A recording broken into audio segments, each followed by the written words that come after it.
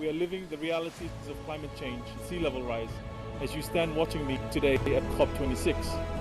We cannot wait for speeches when the sea is rising around us all the time. Itulah cuplikan pidato Perdana Menteri Tuvalu dalam konferensi iklim COP26 tahun lalu. Tuvalu adalah satu dari 9 negara kepulauan kecil yang terancam tenggelam akibat kenaikan permukaan laut. Masalah perubahan iklim akibat emisi gas rumah kaca global menyebabkan kehidupan di negara kepulauan kecil semakin rentan.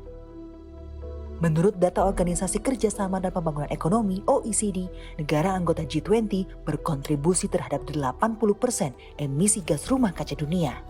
Hal inilah yang turut mendorong Indonesia sebagai ketua G20 untuk melibatkan Forum Kepulauan Pasifik dan Komunitas Karibia dalam kelompok kerja G20 tahun ini. Isu climate change ini akan menjadi perhatian kita. Tapi approach kita adalah bukan waktunya kita berdebat lagi mengenai siapa yang salah, siapa yang benar. We try to find solution to problem. Jadi makanya salah satu prioritas kita adalah energy transition. Sebagai contoh, kalau kita berhasil, semua negara di dunia sama-sama bekerja sama berhasil untuk transisi energi ke ramah lingkungan, berarti CO2 emisi karbon dioksida itu mau tidak mau akan menurun kan? Nah, dan ini pun juga otomatis menyelesaikan isu lingkungan itu sendiri. Indonesia melihat negara kepulauan kecil kini menjalani kehidupan nyata dampak dari perubahan iklim dunia. Selain terancam kehilangan wilayah daratan, negara kepulauan kecil juga terancam kehilangan zona ekonomi eksklusif dan senantiasa terancam menghadapi bencana alam seperti badai topan. I think the important message that we would like to take to advocate in the G20 is to take real and pragmatic measures that will alleviate the burden and the challenges our people are facing on a daily basis. It's undeniable that the threats are there, existential threats of our livelihoods, of our future as sovereign nations is really critical.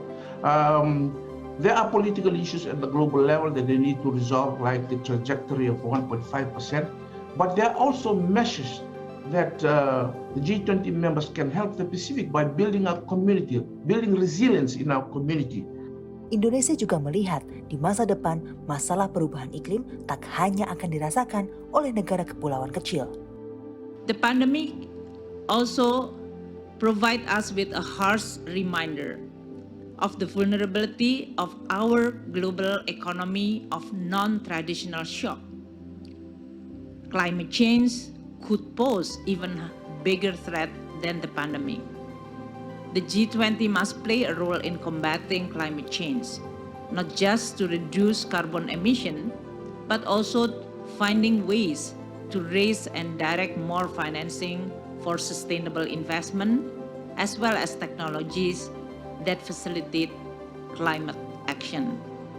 Perwakilan Forum Kepulauan Pasifik, Komunitas Karibia, dan Indonesia berharap negara anggota G20 dapat berkontribusi dalam upaya transisi energi global, baik berupa pendanaan maupun transfer inovasi dan teknologi.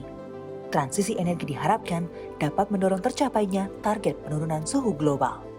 Mumtazah Chotaningrat, Windri Hawadis, Jakarta.